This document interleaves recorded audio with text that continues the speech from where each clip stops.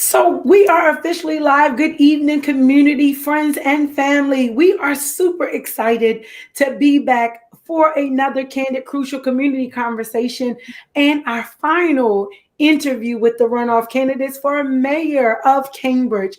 So we are so excited that they have agreed again to come on. I got to say to you both, Miss Vicky and Andrew, I apologize for the late announcement, putting the announcement out late. I had death in my family and it's just been a busy time. However, we are here tonight.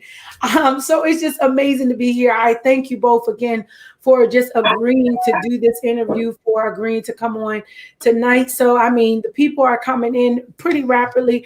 As you come on, say hello. Let us know where you are tuning in from. Tara, hello to you. Miss Tara Phelps is joining us. We have some that's watching that probably won't say anything at all, and that's fine too.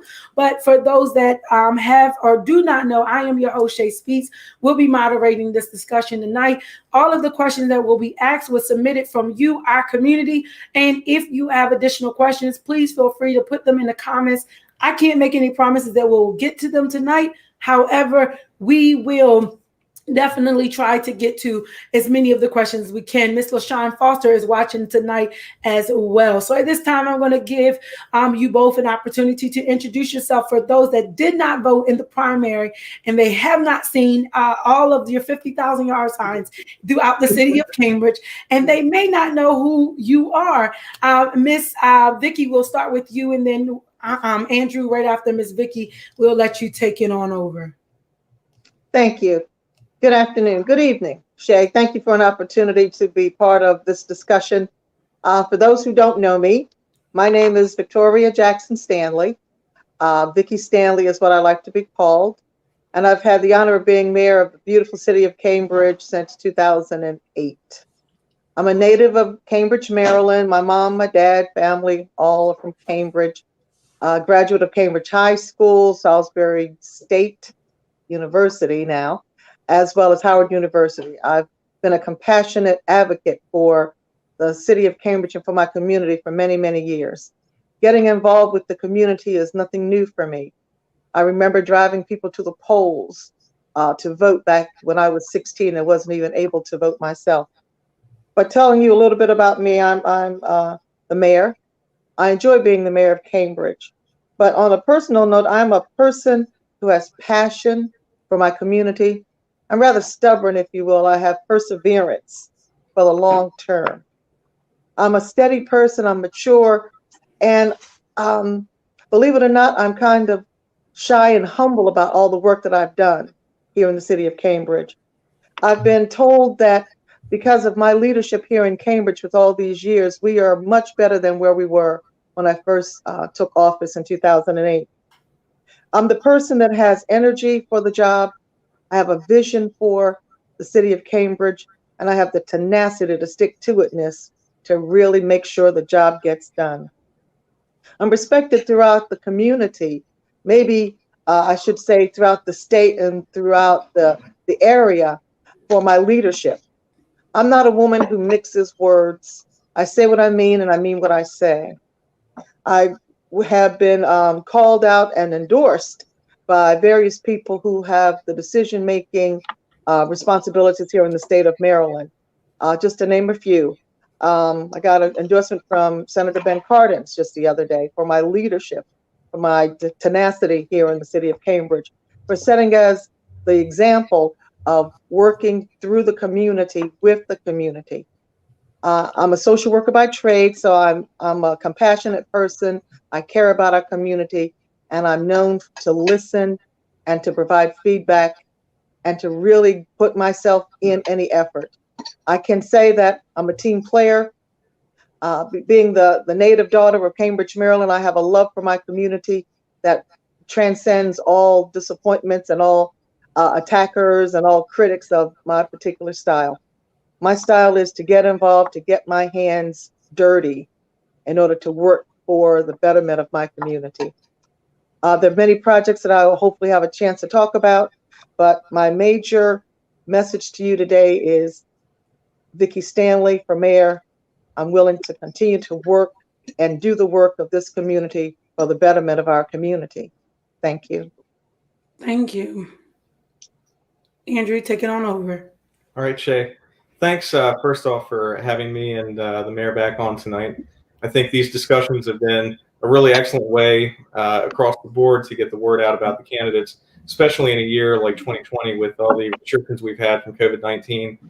These online forums have been the best method we have had to get our message out there, and I just want to thank you again for that.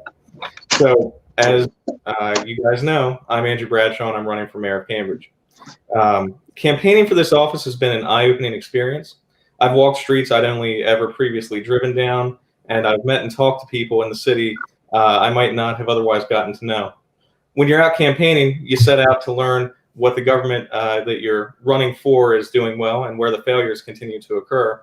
But in the process, I've built personal connections and relationships with citizens across the city that otherwise wouldn't have happened. You see what the numbers and statistics you read online really mean when you're out on the streets campaigning. Hearing the number of people living in poverty in the community is one thing, but seeing it and standing with it around you is totally different. Reading about a shooting on Facebook is very different from actually meeting the victim of that shooting 2 months later. Learning about a business closure is disappointing, but when you take the time to talk to one of the employees now desperate to find work, that's heartbreaking. Having these experiences probably impacts different people and different candidates in a number of varying ways. For me, it makes even more real and even more important the responsibility I'm seeking by running for mayor. And it strengthens my resolve in wanting to be a force of change in Cambridge. There's glamorous aspects, of course, to being mayor, the successes that make the newspapers and the photos that get posted on social media. I'm running for mayor for the moments that won't be visible, the ones when hard decisions have to be made in the best interest of the city, and when a phone call at 2 a.m. lets me know that we have a problem, and everyone in the city's executive leadership needs to come forward and help our people.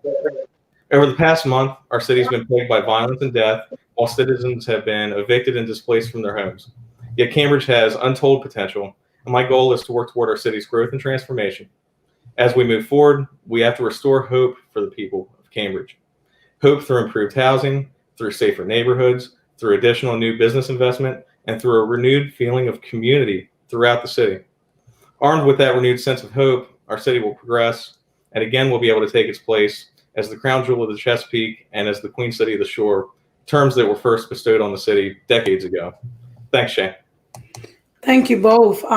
So excited to have you both back again. Just to go through some of the questions community has submitted, as well as so that those individuals that are not aware of who you are as a candidate, that they can also have the opportunity to hear from you personally. So I cannot thank you both enough for taking the time to do this interview again tonight. Thank you to community who submitted questions and has been an intricate part of this process as we are interviewing our candidates. So we really, truly appreciate community. We could not do or host these interviews without the community's input. So we thank you all for continuing to support, because again, this is Candid Crucial Community Conversation, but in order for us to unite and to build that strength as a community, we have to have this type of dialogue. So without any delay of any other time, we're going to jump right into the questions tonight. So I guess this first question, we'll start with you, Mr. Bradshaw. The first question, it says, the need to conduct the council meetings virtually during the pandemic has highlighted problems of miscommunication, technical delays, and has resulted in inefficiencies such as being rendered unable to complete a meeting agenda. As mayor, would you support studying the current process so as to make necessary changes to address and alleviate these problems? And if so, what would the general approach be? And we'll start with you, Mr. Bradshaw. So absolutely, we've got to constantly be examining what we do as a city government, and we've got to take what we're dealing with in this situation, which is so unprecedented, and continually adjust and learn and grow from what we're dealing with. So we absolutely have to take a look at what we do with the city council meetings with this this online virtual approach, and streamline where we can, improve where we can, and take the successes that we've had with it and even improve upon them. Because as you know, it's my belief that you're never stagnant. You're either getting better or getting worse. And so we need to always have the city government, especially in these times of trial, getting better in any way possible. One of the things I think we need to do is look at what other communities are doing. Right now, some of our other communities and even the county government here has gone back to in-person meetings. And with the number of increases that we've seen with COVID-19, I don't see that as the future for the Cambridge City Council right now. We have to continue these online meetings until we get to the point where it's safe to bring people back into the chambers. Until that happens, we've got to find ways to ensure that people are having the best access they can to the meetings. One of the things that I've heard repeatedly at this point is people call in for public comment and they're unable to reach the mayor and council, either because of technology issues or perhaps a lack of knowledge or opportunity on the part of people in the room, that there are people on the lines waiting to speak. And the job of the council and the mayor is first to be responsive to the people of the city of Cambridge, and then to do the business as necessary. So until we can figure out, how to streamline and further improve this process, we've got to continue exploring different options with it. Thank you. Ms. Vicki. Thank you. This is a new normal. We have been really providing the best possible service we can. I'm not going to say that's a perfect system. Of course, we all know that we've had our issues in the past. But with the technology that we have available and the fact that we have people so passionate about pulling in their comments in our meetings, problems have arisen, and as they arise, we address them. We don't walk away from problems. I would not say inefficiency in our council meeting. I would say we're having challenges with technology. If you've fallen into the habit of following our meetings, you see that we are no longer just having you call into town hall streams, that you can call in using the WebEx process, which is a much more efficient, much more understandable system. That makes it more efficient. And we're always improving upon our technology as the meetings progress. Now, I've been running the meetings efficiently for many years. Now, with this new normal of technology, we are improving upon the successes we've had in the past. I run very efficient meetings. I run meetings that require that you pay attention with the topics that are going on. And with the people who are calling in, some have gotten in quite successfully because they're paying attention. And we always have an opportunity for people to call in, to give their opinions. And then if they would just mute their phone or mute their computers when they're not speaking, we have fewer issues of technology issues where you can't hear.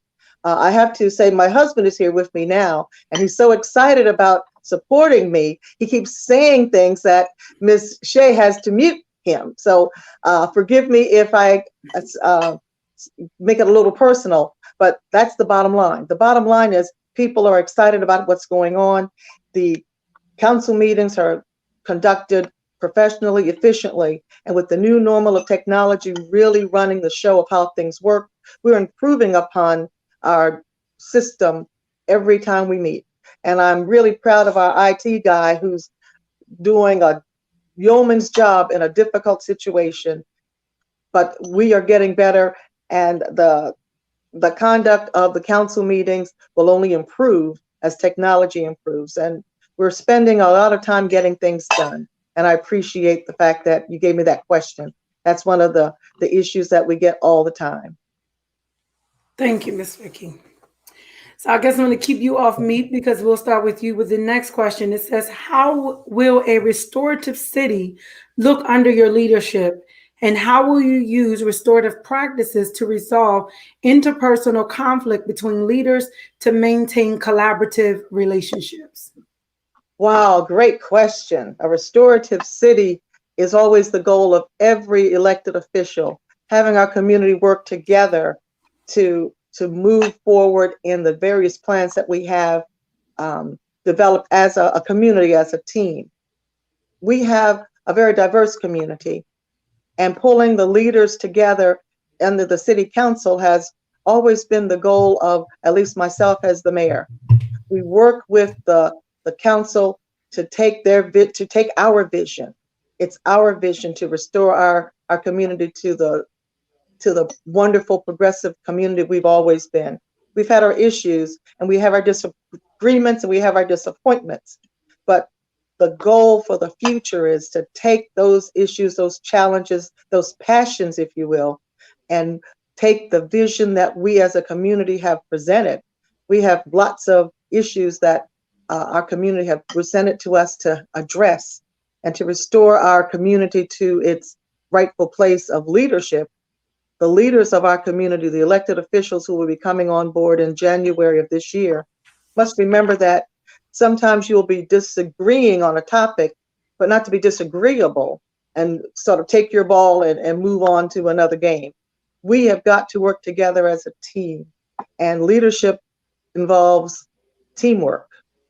Sometimes I lead, sometimes you lead, but together we have to remember that for the good of the community, for the good of Cambridge, we all must work together. That's how we have a restorative community, a restorative city, by working together for a common goal. Thank you. Andrew? We've got a council that at times is very divisive right now, and it's my hope that the next council will be one that is cooperative and that understands, ultimately, though we sometimes disagree on the method to move forward with a particular issue, that we do want solutions for those issues no matter what. As mayor, I think one of the really important jobs here in the leadership in that role is to bring together the disparate parts of differing opinions and say, hey, there is common ground here, though this individual and this individual may not always find agreement in totality. There's enough agreement that exists that we can find common ground and build a pragmatic and solutions-oriented result where aspects of both plans come together and meld into one. We've got to have the city as well really be responsive and working together closely with church leaders, business leaders, community leaders, activists in the community, all these people that have different stakeholder positions, but all ultimately want to see better outcomes for the city of Cambridge as we move forward. Thank you. So I guess we'll go with our next question. How would you describe the current quality of life in Cambridge? What do you see as the most pressing issues affecting the quality of life in wards 1, 2, in all of the wards? And as mayor, what steps would you take to increase the quality of life? So that was pretty double packed. So let me ask again. How would you describe the current quality of life in Cambridge?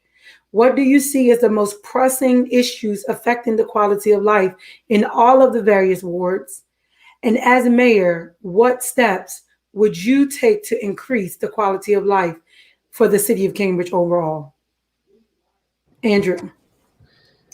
You know, we've got neighborhoods that have great wealth in the city of Cambridge, and we've got other neighborhoods that have absolutely depressing and hurting levels of poverty. So the quality of life in the city of Cambridge really varies from neighborhood to neighborhood and ward to ward. And that's unfortunate because, you know, what's good for Ward 1 is good for Ward 3, and what's good for Ward 2 is good for Ward 4 and 5. Ultimately, the quality of life in Cambridge is good in some areas, and it's terribly poor in other areas. And it's a function and part of cultural, historic issues, you know, issues that resulted from racial policies of 60 and 70 years ago, and we still bear the brunt of those policies today. Oftentimes we find minority neighborhoods and communities in the city of Cambridge don't have the same economic opportunities as some of the white communities in the city of Cambridge. And we see that especially in the way that the household incomes break down in the city of Cambridge. A large portion of Ward 3 that stretches into Ward 2 has a household income average of only $25,000 annually. That's not an individual income. We're talking about the income for the entire household, husband, wife, if it's that relationship, or you know, whoever's living under that roof. So as far as that goes, you know, we've got to really work to bring job opportunities to these neighborhoods that have been historically marginalized, and we've got to work to bring continuing education and workforce education for people that may not have the abilities at this time to move forward. And one of the things I'd like to do that is to partner with Chesapeake College, and particularly with the new school board membership, to find ways to better utilize the facilities that they have at their disposal, including the Career and Technology Center, so that we have an employable workforce in the city across the entire city. And these issues that the division that exists in the city economically and socially can be bridged in part from those improvements and from the implementation of policies of that nature. So, Andrew, that was 25,000 in which wards? It is a large portion of Ward 3, and it stretches into Ward 2. It's based upon one of the election precincts in the city of Cambridge, and it's broken down from the U.S. Census Bureau by election precinct. Thank you. Ms. Vicky. Thank you. The quality of life in the city of Cambridge is very diverse. We have historic homes on High Street, as well as 4-room houses on High Street. It's diverse, but it's not a community that is not passionate about how we want things done. The pressing issues here in the city of Cambridge are indeed housing stock is not adequate for some that don't have enough money to improve upon their lot in life. Also, our health care is an issue. The health care of our community has also been of issue. You can't have a quality of life if you're not feeling well. Also, issues that are impacting our quality of life is indeed our job market. But also, it's also related to the workforce development. Now, I'm on the board of Chesapeake College, and we're working carefully with the school board here in Dorchester County to develop workforce trade situations where our young people can be trained for some of the jobs that have yet to be developed.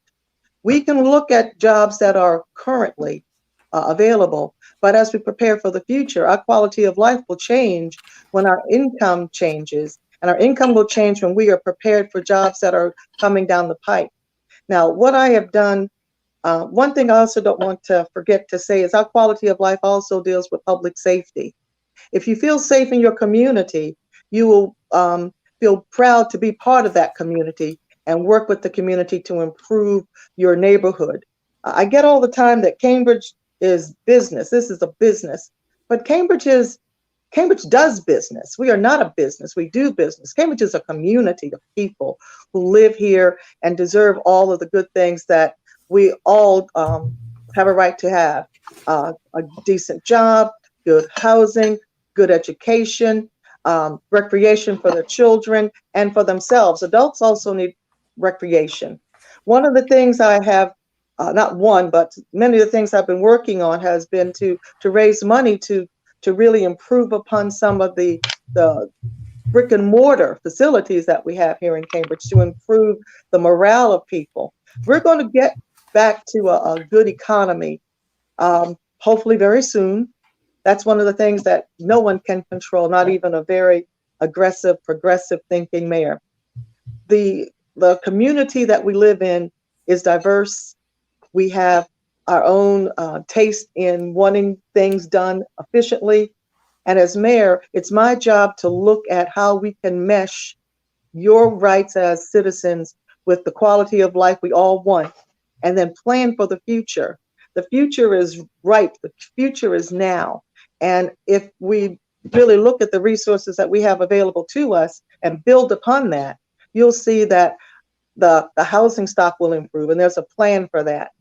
The economic development future for Cambridge will improve, and there's a plan for that as well. Our living conditions, our environment, dare I say, the water quality, storm water management, the environment also has to improve. That includes the quality of life. There's so many things I could go into, but I will say this one thing, not boasting, because it's my contention that a great deal has been accomplished during my tenure, but the fact that we are going through a very progressive but slow, dare say, renaissance, and it's being reflected on how gradually things are improving. If you know what I'm saying, you'll know that. Look around sometimes. Look around and see how things have changed. Maybe not as fast as some people are expecting, but there's progress and there's willingness to move forward. That's how you improve the quality of life, in my opinion. Thank you, Mayor Victoria. So we're going to actually bring this question to you. Have you met with citizen and groups in all of the wards? And tell us how you met with them and give us some feedback from those meetings if you've had those. I have not met with groups throughout the city. When this campaign began, I had no idea that we were going to be impacted by the pandemic. I made a conscious decision to, one by one, talk to people, go to housing, different housing, doing a telephone tree approach. But I am not going to say that I've met with groups throughout the city on any regular basis. I've had an opportunity over the years to have ward meetings, particularly in my first two terms. I would have meetings in each of the 5 wards with the city commissioners. That has evolved into not having any ward meetings, but meeting when invited to churches, meeting when invited to organizations, meeting when invited to business meetings with some of our local businessmen. I have reached out to them and they have reached out to me. So it goes without saying that the pandemic has changed how you meet with groups and also be safe. I believe in safety first. Thank you, Ms. Vicki. Andrew. So I've taken part in some socially distanced meet and greets in Ward 3, a meet and greet event in Ward 2, a community meeting with members of the community in Ward 5, and another socially distanced meet and greet in Ward 1. But what I find is more effective is individual conversation. When you're either out speaking to people out on the street, out serving the community in some fashion. There have been plenty of conversations I've had as a member of Rescue Fire Company with people, and they never find out that I'm running for mayor, but I'm just learning about what their plight is or what they're experiencing in the community, or what is the day-to-day feeling that they have as a member of the community in the city of Cambridge. And I think that's more effective than going before a group and trying to speak, or in that kind of more formalized environment of a group meeting. That lack of formality provides, I think, a feeling of comfort for people when they're having a conversation with you, and when they don't realize who you are because you're in work clothes and you're talking to them as an individual working and not as a candidate or as a guy with a helmet on who they can't recognize you, instead of someone with a campaign shirt on. You get a lot more frank answers and a lot more honest answers. And I think being out there as an individual and not as a candidate has given me insights that I wouldn't have had otherwise. So I have met with groups in all wards before, I believe, but it's not been how I wanted to handle the campaign because I haven't found it to be as effective as those interpersonal one-on-one kind of dealings with folks. Thank you, Andrew. So the next question, a lot of community really doesn't have a great understanding of what the city manager does, but this is one of the questions that came in. Cambridge is facing a daunting financial challenge due to COVID-19. The pandemic is wreaking havoc on revenue streams. What qualifications do you have that will give insight on how to lead the city through uncertain financial times ahead? So, I've got to balance a budget every week, and I've got to make sure that our business meets payroll. I've got to make sure that we can pay the bills that we have coming up. Right now, we have roughly $1.3 million in investments, and having the COVID-19 pandemic come along really caused a lot of fear and trepidation on my part about what the future held for my family and our business. But what we've found is that we've been able to go ahead and move forward and continue working and find success. Apparently, we're in a bit of a recession-proof business. People have to travel and goods have to be moved no matter what. But having that experience gives me a unique insight, I think, as a candidate into the needs and the necessity of ensuring proper revenue streams and finding alternative revenue streams when there is a hiccup or a difficulty in the road. And, there is no difficulty or hiccup that's ever been experienced by a municipality in this country, I think, in the last 75 years anyway, like what we've experienced with COVID-19. This is financially, even more so than the Great Recession, the most trying time for Americans since the Great Depression, if not as trying as the Great Depression in some ways.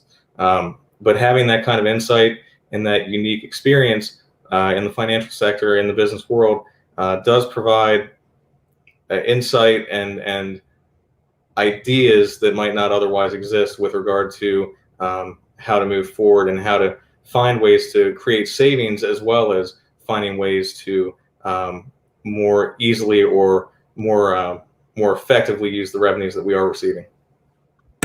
Thank you, Andrew. Ms. Vicki. Thank you. Since becoming mayor in 2008, prior to the city having a city manager form of government, which we implemented in 2014, it was my responsibility to carry out hands-on day-to-day management of city staff, as well as acting as the liaison for city, state, federal government.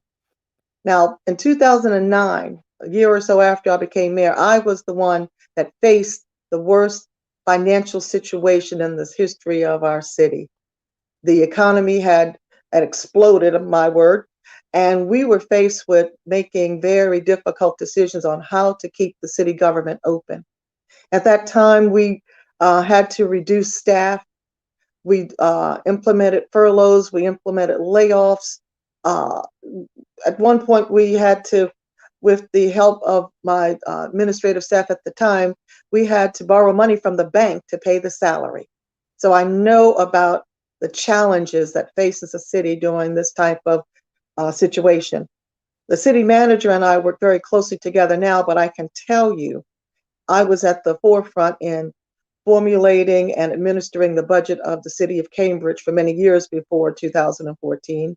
I can tell you I was part of the executive staff when it came to meeting with department heads about what do you do in challenging times. These are challenging times. I have that experience that tells you I've weathered the storm once. We got through the other side of a very difficult situation financially. And now with the help of the city manager, the department head, I'm willing to take on the role again of guiding the ship of Cambridge through other challenging situations. Under my leadership, we have gotten lots of things done. It's not, I like to say we're not Mayberry, but we're a good community. And though we have a lot of issues financially to deal with in the very near future, I'm not afraid to take on that task, to work hands-on to get things done, and to understand that the financial situations that we face right now will not last always. So we need now to prepare how to get through these situations and get through the other side with a brighter future for our community. It won't be easy, but I have the experience to tell you I've done it before and I'm willing to do it again. Thank you, Ms. Vicki. Thank you. So actually, we want to stay right here with you. The next question says, how do you feel about the proposal to have a senior memory care facility as a part of the Selwyn's Waterfront Development Project? And how will you improve the citizens? How will you involve the citizens in this project? So let me read that again. Again, all of these questions came from community. This is the first time that Ms. Vicki and Andrew are hearing the questions. So just bear with us as I read them and as I give them the opportunity to process as well. So the question is, how do you feel about the proposal to have a senior memory care facility as a part of Selwyn's Waterfront Development Project? And how will you involve the citizens in this project? And we'll start with Ms. Vicki. Thank you. As I understand the plan for the Cambridge waterfront, the senior memory care facility is one aspect of a larger complex. The facility itself will not be on the waterfront, as I understand it. Now, remember, this is being presented to us as a council, and the finite plans and the design of the building have not been presented to me. But my opinion is, we're an aging community. There's a need for a senior memory care facility here in Cambridge. I can't say I really care for it to be on the waterfront, overlooking the water. I don't think that's the right place for it. You've asked my opinion, and that's my opinion. I do think we need something like that, but on the waterfront, no, I'm not for that particular decision. Now, how do we get community involvement, citizens involved? Because it's not a final decision. Public hearings, citizen involvement, citizen input is definitely the direction of the Cambridge Waterfront Development Incorporated group. They're not going to be making a decision in a vacuum without getting citizen input. And that has always been the plan of action. They've been working quietly trying to get things done. That's how this particular plan came up. But no plans, no decisions will be made until public hearings are held, citizen input will be solicited, and then a decision will be based on what is good for the community. And the community's words will indeed be taken into account as we move forward with the redevelopment and revitalization of that area. Thank you. Thank you. Andrew. Well, I agree with Mayor Jackson-Stanley that we do need a facility of that nature in Dorchester County. And I also agree that that location, for numerous reasons, is likely not the correct choice for it.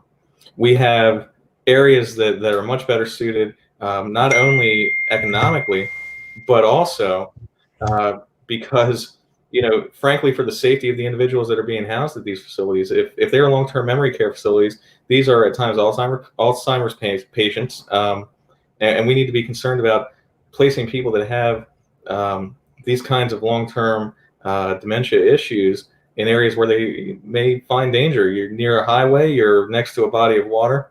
So I've got grave concerns about it being at that location. The mayor's correct that it was not as proposed to be set against the waterfront directly. CWDI's plan is for the entire waterfront to be public space and for all the development on the property to be set back to some level. But there needs to be communication between CWDI and the people of the city of Cambridge. There have been several plans now that have been put into place that have taken public feedback. But what we find is the process right now appears to be fairly opaque. And it appears to be fairly opaque for a few reasons. Firstly, CWDI doesn't have a public website where anyone can find out what they are doing. Up until recently, their minutes weren't posted on choosecambridge.com. When you get to the CWDI tab on the City of Cambridge website, there's no information available. There are good people on the board of CWDI, really knowledgeable people who can move forward an excellent development there, but we've got to utilize their talents and their strengths. One of those individuals is the executive director of the Maryland Stadium Authority, who helped bring forward the renovation of the Ocean City Convention Center, the renovation and reuse of the Hippodrome Theater in Baltimore. So there are people here that have ideas and plans and abilities to move this development forward. We've just got to do a much better job of communicating with the public through CWDI what's going on, where they are in the project, and what they need from the people of the city of Cambridge to help them as well, because the people of the city of Cambridge can be one of their best assets. Thank you. Thank you, Andrew. We're going to stay right with you. What are the top 3 economic drivers in Cambridge, and how will you engage with these entities to improve economic development? What are the top 3 economic drivers in Cambridge, and how would you engage with these entities to improve economic development? As far as employers, the top 3 in the city of Cambridge are all public sector. They're healthcare and the hospital system. They are the public school system, and they are municipal and county government. As far as economic drivers that we can utilize to move the city forward, we've got the tourism in this area is outstanding. You've got natural beauty, you've got history, unlike really most other areas in the United States. You've also got the opportunity right now to expand what we're doing industrially with aquaculture. We had a group come to the city with an idea back, I believe, in April regarding some aquaculture work for salmon farming.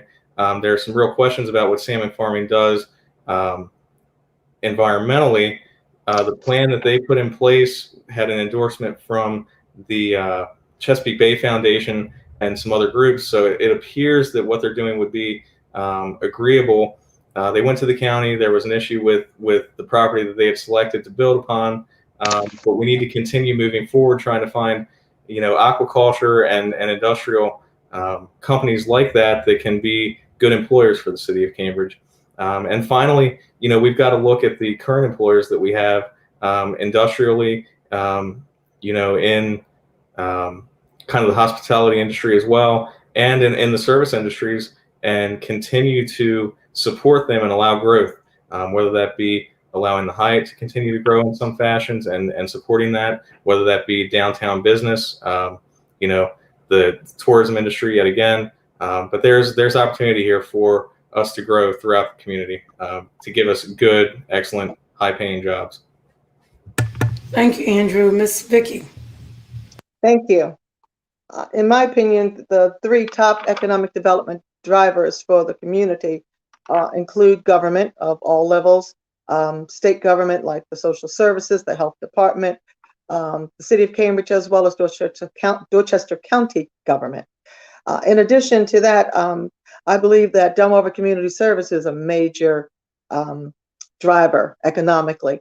Santo Grande, he and his organization have hired and have developed multiple projects. He hires over 300 people throughout the region. So I consider him a driver of our community. Plus, he's building a fabulous facility on Chesapeake Street that will impact the community as it relates to the seniors as well as our youth.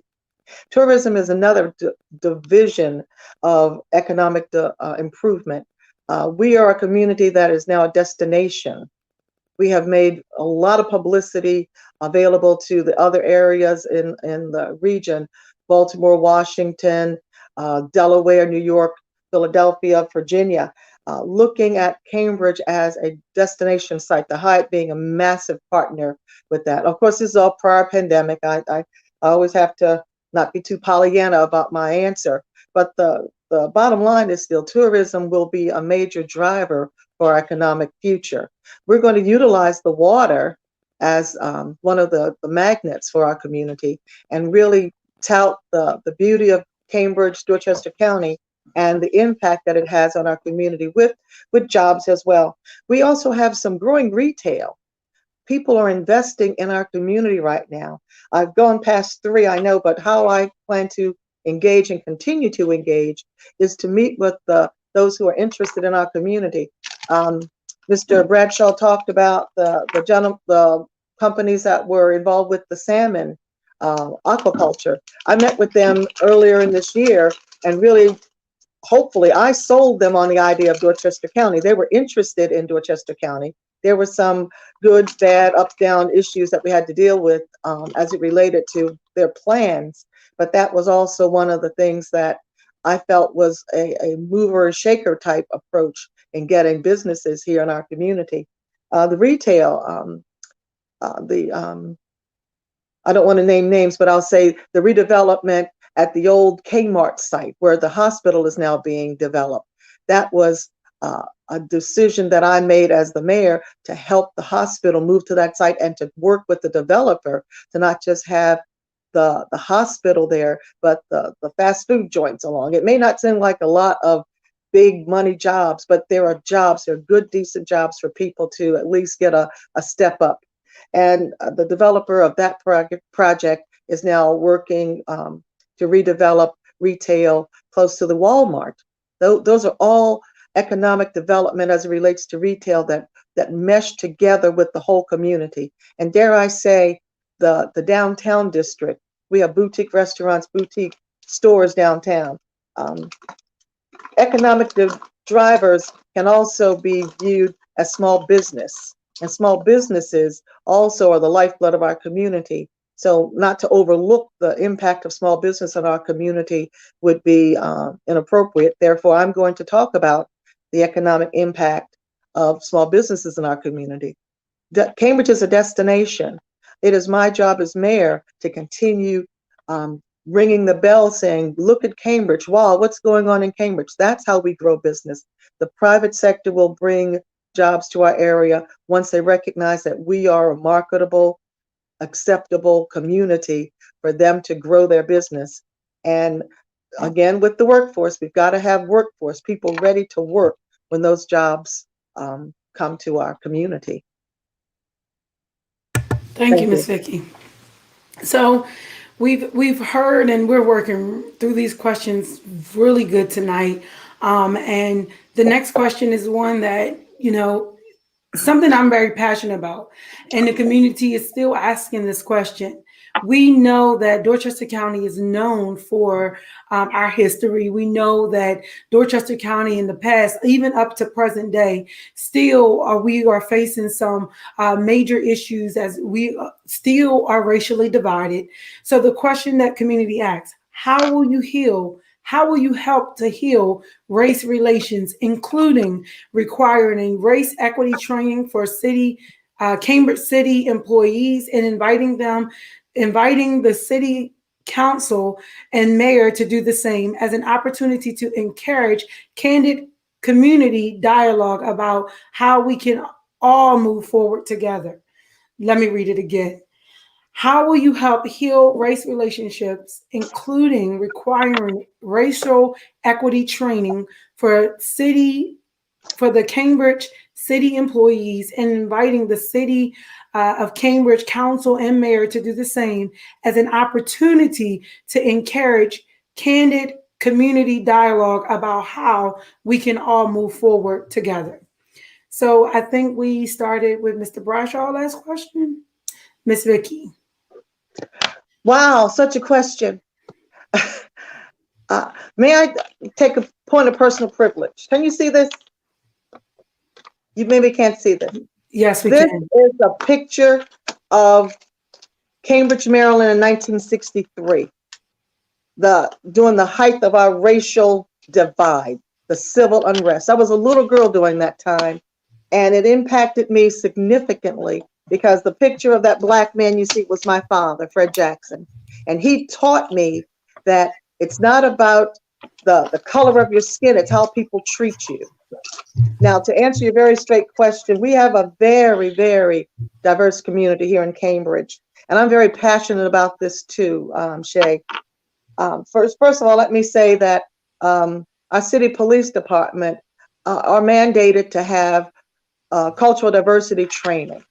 The last two chiefs, and our current chief is one of the last two, has mandated that we have equity training or diversity training. And as you know, we have a very diverse population in our city police department. I'm very proud of our police department. Now, as it relates to race equity training and racial discussions, if you recall back in 2012, 2014 maybe, the Eastern Shore Network for Change exposed the wounds of Cambridge and really began that conversation about the racial tension in our community. There are some that were children during the 1963 era that have not let go of the pain that they felt back then. And that's something that until we start dialoguing, until we have a relationship with the people in our community, that wound will really never heal. I believe in training. I believe that we should be able to get people to come together as a community to talk about our issues. We also have to look at how do we get the leadership, communication and diversity and understanding each other starts at the top. So as the mayor and city commissioners work through our legacy of our growing up, how do we as children deal with people from the other races? I'm not just talking black, white, I'm also talking Hispanic, I'm talking Asian, I'm talking indigenous people. We all have a difference about us, and until we start looking at discussing and developing a relationship with people that don't look like us, or even women and men have an equity issue as well. Women have to also be respected for the contributions that we have made in our community. If you recall, the civil rights leader of our community was a Black woman, Gloria Richardson Dandridge. I knew her, I grew up with her, and it was a matter of knowing that men and women are different as well as Black and white are different. So what would I do? I would take every opportunity to continue the dialogue that began back in the early 2000s. Not just there, but don't let that stop there. Let's encourage diversity conversations in our churches. Do you know that the most segregated time of the day on a Sunday is during church time? That is a time where, and that's a place where we can look at how to address the diversity in our community. I mean, our children play together in school and sports, and the years that go by help them develop a relationship that they can now build upon. But we also have to take it farther. We have to take it to the sports arena. I'm sorry. My husband is trying to guide me into a conversation, and I'm trying to ignore him without making a scene. But let me just end with this. Our community is diverse. Our community has our own identity. We are proud. I don't know anybody from Cambridge who says they're not proud to be from Cambridge. If you meet somebody in New York City and you say you're from Cambridge, Maryland, they immediately identify with you. So there's a pride in the identity of Cambridge. Now we have to build a relationship and an understanding of the pride that we have as African Americans and Caucasians and Hispanics. I know what my husband wants me to make sure I say, that our police department has the leadership of diversity more than ever before. We have a captain, we have sergeants, we have people that represent the diversity of our community, and we are proud of that. I am proud to be the mayor of Cambridge during these times. I know that we have a lot more work to do, but this is not insurmountable. But we have got to recognize that different is okay. It's okay to be different, but we have to respect the differences that we all bring to the table. I'm sorry I took so long. I apologize for that. I get passionate about this conversation.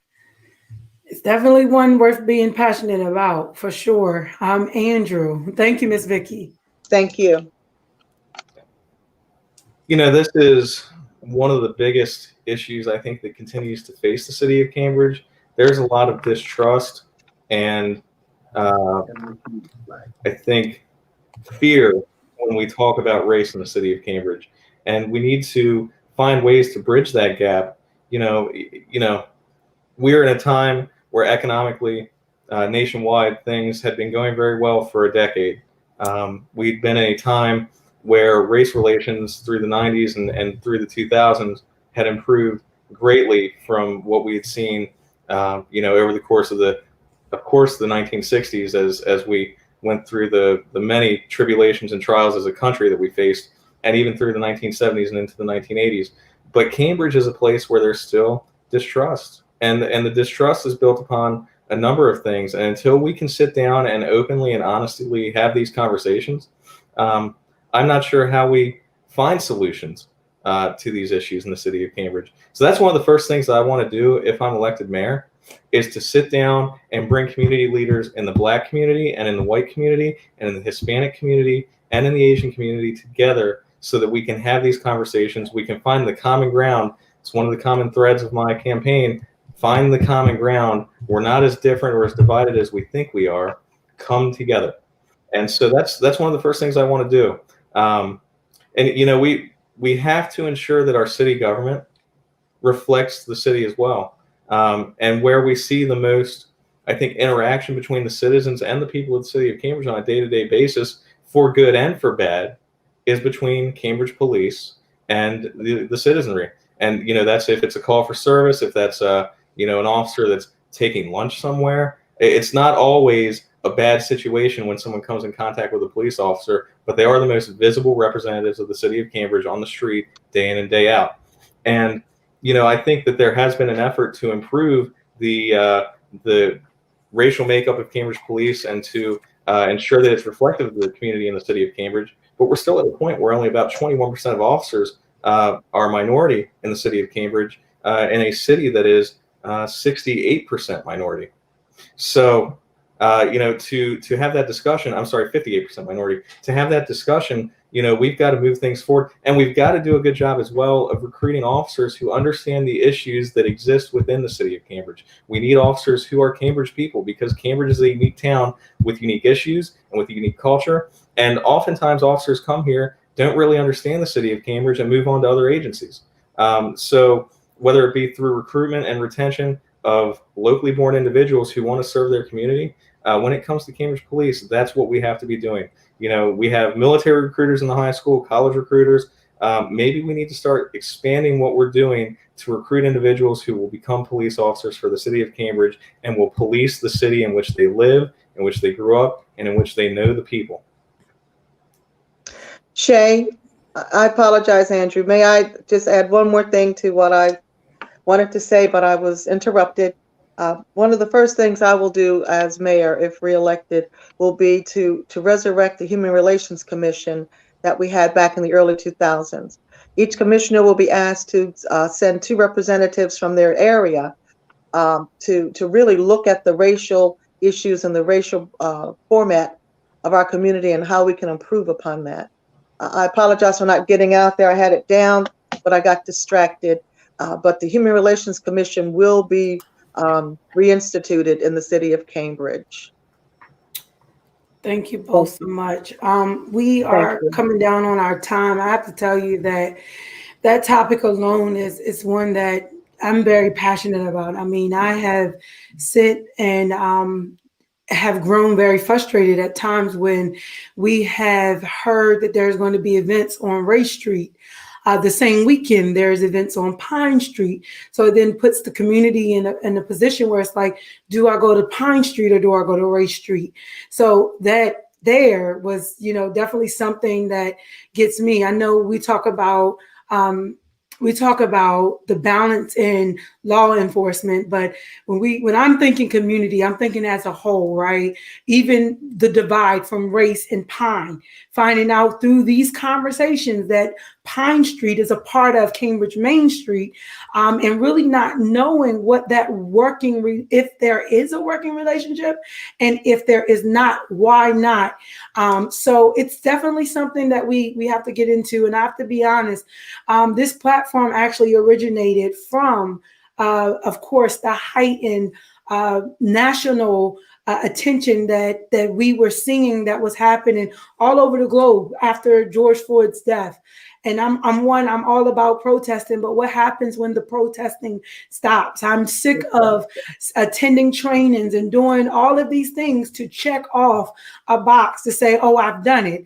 But have I really gotten to the core of why I'm not able to continue to heal and to help move not just my family, but my community forward? Because now I have identified what's keeping me or what's blocking me from accepting the fact that we may have different color of skin, but at the same time, we both equally have some value to add to the relationship. So as we wrap up, that was just my spiel. As we wrap up, couple of different questions. I'm going to ask this one, and then I'm going to let you all give your closing remarks. What is the mayor's voting responsibility during a commissioner meeting? And how will you decide how to vote when it is necessary for you to take a break when it's necessary for you to break a tie vote by council? What is the mayor's voting responsibility during a council meeting? And how will you decide how to vote when it is necessary for you to break a tie vote by the council? And we started with Ms. Vicky, so Andrew will come to you. So the second half of the question kind of alluded to the answer for the first part of the question. The mayor's role in a voting role is very limited in the system that we have, and it is primarily to break ties when either a council person is unavailable for a council meeting and isn't there, but a quorum is otherwise present, or in a case where a council person has to recuse themselves because they have some kind of a relationship to the matter that's being decided, whether it be business related or family may be involved in some fashion or something of that nature. So the mayor's role as a voting member really gets very limited by the city charter. The state of Maryland provides the opportunity in Maryland code for municipalities to make a decision just how often a mayor can vote. And with the current charter as it's been implemented in the city of Cambridge, it's been limited just to those situations where a tie vote exists. So as far as making the decisions of how to vote, it's ultimately about what the individual piece of legislation is.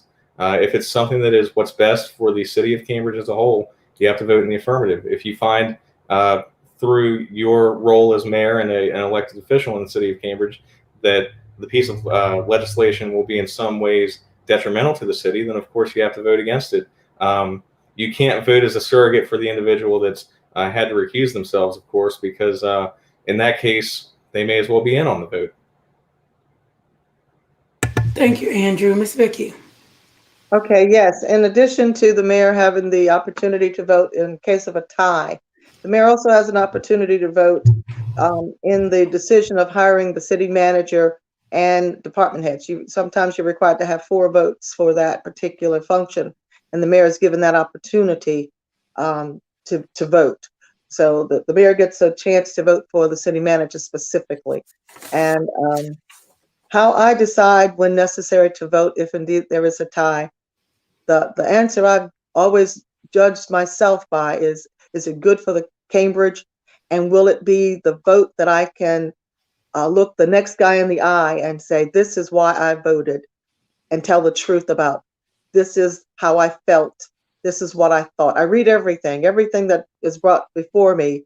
I try to read it all and understand it. So if I have to make a vote, it's because I understand what's being asked. Now, for me, don't try to throw a curveball at me at the last minute. Well, now you have a right to vote. You may not get the answer you're expecting when I have to make a tie-breaking vote. But I have to remember, is it good for the community? And is it something that I can stand up and say, this is why I voted, and look you in the eye as I tell you the truth? Thank you, Ms. Vicky. So currently, and maybe Ms. Vicky, you would know this, currently public can only give their input at the beginning of council. Is that correct? At the beginning and at the end. Okay, so at the beginning and the end, because someone made a comment, if we know there's flaws in technology, why isn't there time given for the public to speak before adjourning the meeting? Well, So, whoever, you're asking me that question? No, the comment was just made that. Okay, may I address the comment, because Sure. I heard this all Monday and Tuesday that I didn't give a person a chance to speak. At every meeting, at the beginning of every meeting, since we've been involved with this pandemic approach of government, I make the announcement that we are having this meeting conducted based on the pandemic threat, and that if you want to make a comment, you call a certain number, or you can go on the website at a certain level. I do that at the beginning of the meeting. As the meeting is progressing, I also again say, this is an opportunity for you to speak. This is how you do it. You call 228-5808. I say it so much I have it in my head now. And then there's a WebEx number that you can call in. And usually at the end, I don't always remember to say it and give people ahead of time heads up. But I also say, again, we're now at the point that if you'd like to make a comment, this is your opportunity to speak. And for those who watch the meeting, you will see I will give a good 30-second, maybe even a very long minute pause before I move forward. I always give you an opportunity to speak, and I even have the telephone number posted so you can see it on town hall meetings. Now, if you wait until the very last minute to say something and I call for an adjournment, if I get a motion to adjourn in a second, the meeting is done. The bottom line is this: if you have something that you'd like to say at any of the meetings, don't wait till the last minute, because if we get to the motion to adjourn period, the meeting is over and there are no other comments to be made. And as the meeting facilitator, I have that responsibility to run an efficient, effective meeting based on the rules of order. Thank you. Thank you. Another thing I would like to just say or ask Mayor, Madam Victoria, if community submits, call me Ms. Vicky. Mayor Vicky. Mayor Vicky is good. I get that. I see you struggling with your heart. My question would be, if community submits their comments to their commissioner prior to the meeting, would there be time for the commissioner to read, say if they received an email from a community member, would the commissioner have time during the meeting to read whatever comments? Absolutely. Okay. Absolutely. Also at the meetings, each commissioner and each department head is given an opportunity. This is usually at the end. And if your example is someone has emailed to Commissioner Rideout, these are my issues. Commissioner Rideout will be called upon and say, Mr. Rideout, do you have anything to add to the meeting? That person who has contacted Mr. Rideout, and I'm just pulling his name out because he's my commissioner in Ward 1, he would then have the opportunity to say, yes, I've gotten this from a constituent, or I've got this comment. You know, there's no hidden agenda here. This is transparent and an open meeting approach, but there will be order in our meeting. There will be order. Thank you. So my word to the community would be, of course, call in. If you want to actually speak, call in, but also send those messages to the commissioners. I email board members all the time. Mike Diaz says jobs and new training when we were actually talking about economic development. Ms. Foster agreed there. There's another question about finances, and I'm not going to ask that question because that'll be a whole nother discussion. Michael Scott Wheatley says, all good points. The leaders, activists, and officials need to set the bar and set an example for the community. We need to help educate the citizens why we need to come together and work with each other and help one another. Officials need to not just carry the title, but get in and get your hands dirty and help the community. Don't matter what ward you live in. Cambridge is our home. We each take part of taking care of our home. We are in challenging times, and more challenging times are coming, and we just need, it cuts off, we need one another. Mr. Diaz says, Dorchester County needs those job opportunities. Our elected officials need to find a way to make that happen. Ms. Stafford said, Dr. Stafford says, mandated, completed, monitored are two different things. Georgette Cephas, she agrees. Courageous conversations, something we are afraid to have because we want to be politically correct. Very well spoken, Mr. Andrew. You're so on point. Great idea. I believe that was in relation to bringing the Human Relations Committee back. Is there a delay when you speak and others are here? I don't know what that was referring to. Someone says bad wait time. Who says is that your technology is up to speed? So, of course, we know technology issues and all of that. We are just looking forward as a community to work better together in order to see Cambridge do better. So this platform specifically was designed, we've hosted candid conversations from individuals right here in the city of Cambridge. I have to say, shout out to Dion Banks and Keisha Petticolis, who is Eastern Shore Network for Change. And they have, as Ms. Vicky previously referenced, they started having courageous conversations about the race issues in Dorchester County some years ago. I just want to have the candid ones. Like, let's just talk let's just get into it. Like, what's keeping us divided? But hey, we are just super excited to have Ms. Vicky and Mr. Andrew to join us tonight to share in conversation, answer the questions that community has submitted. There's not going to be no perfect government, not in the city of Cambridge, not in the capital of Washington. We're going to have problems. We all know that. We see that nationally. However, I will be honest, my passion is really on a local level because there are some things that we can do locally in order to see things happen, to see us moving. At this time, I do want to give way for each of you to give your closing remarks, because one of the questions is what makes you stand out from your opponent. Of course, this is not the opportunity to bash each other, but this is an opportunity to give your closing remarks and solicit your support from the community as we are quickly approaching December the 1st. Last announcement on Tuesday, November the 25th. 24th, we're going to have candidates from Wards 2 and Ward 3 back on for our final discussion. For those that tuned in, the last discussion, we had a storm that was working against us and technology was not on our side. So if you will, on November the 24th, it is a Tuesday at 7 p.m. Mark your calendars, plan to join us. For those that are on watching now, I appreciate you. We appreciate you. Share out this information with all of your family, friends that are not on Facebook, on YouTube, or Periscope, so that they too can also hear from these amazing candidates, so that on December the 1st, we will do just as well as we did in October, and we will turn out to make sure we cast our votes. So at this time, closing remarks, Miss Vicky. Thank you. Shay, I also, again, want to thank you for giving me this opportunity to speak to you and to all in your audience. You had some really tough questions, but I'm glad I had the tough questions to ask, because these are tough times. But I'd like to end by saying this: having served as mayor for the past 12 years, I'm the only candidate for mayor who has the experience to continue to lead the city forward.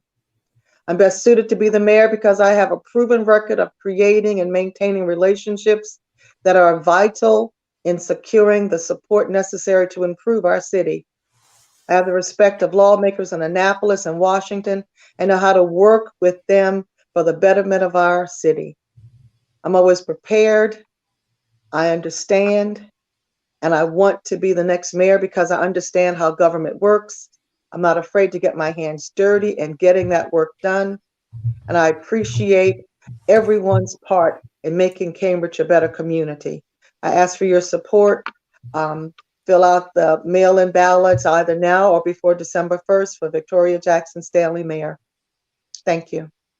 Thank you. Andrew.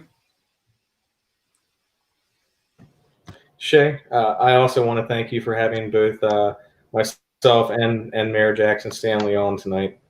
Over the course of my campaign for mayor, which has been the last 73 days, I've talked to a huge number of people in Cambridge, and they're people from every background, every level of education, different economic backgrounds. Some have office jobs, other are factory workers, and more than a few have been retired too.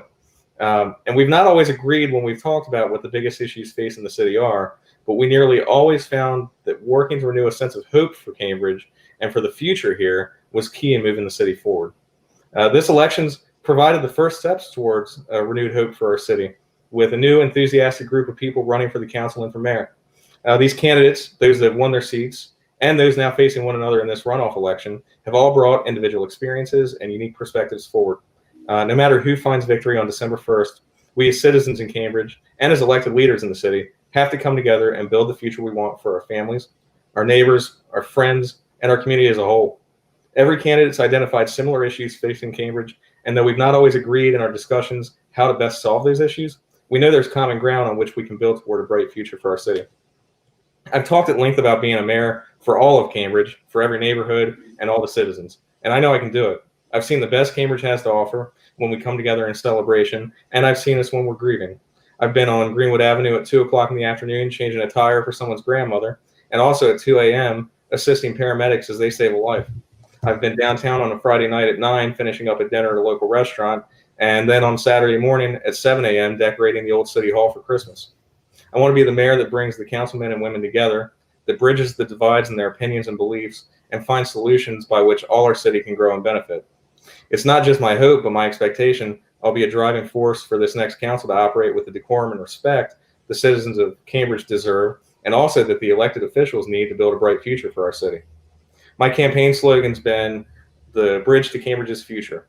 And we have the opportunity now to stop looking at a distant and clouded future and to instead build that metaphorical bridge that allows us to move the city ahead. It takes energetic, enthusiastic, and ambitious leadership, and we'll get there. And that's what I intend to provide.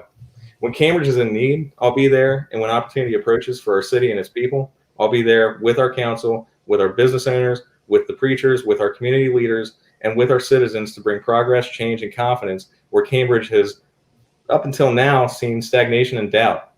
I'm running for mayor to unite Cambridge and reignite the great positive energy in our city. And if you want to learn more about me, visit bradshawforcambridge.com and go on Facebook and search Bradshaw for Cambridge Mayor. I do want to say I appreciate everyone's support that I've received during the campaign and the great faith that so many of you placed in me through your votes, the encouragement and the friendship I've received as we've gone through this. I hate to sound corny and end this way, but together we've got to build the bridge to Cambridge's future. Thank you. Thank you both. So we are done for tonight. Ms. Tara says local love on each member of the community being a part of the solution, not perpetuating the division or compounding the issues. Mike Diaz, he says, great job to you all. Cambridge is fortunate to have you all. So I'm just excited again. Community, mark your calendars. Tuesday, November the 24th, we're back at 7 p.m. with candidates, the runoff candidates for wards 3 and 4. The Ms. Stafford said great closing comments. So we thank you all for tuning in tonight. And we are definitely going to continue the broadcasting. We're going to have our parent panel come back to discuss the school. We're going to have the student panel come back to talk about their experience with virtual learning, because now we know the governor has made additional announcements. Our COVID rates are constantly going up. So we are going to be in this predicament for quite some time. So we are going to be bringing those conversations back. So we look forward to continuing to serve the community so that we can all be United4CStrong as we all are striving for. So we hope that you all have a good night. Until the 24th, take care of yourselves and each other. Thank you, Good night.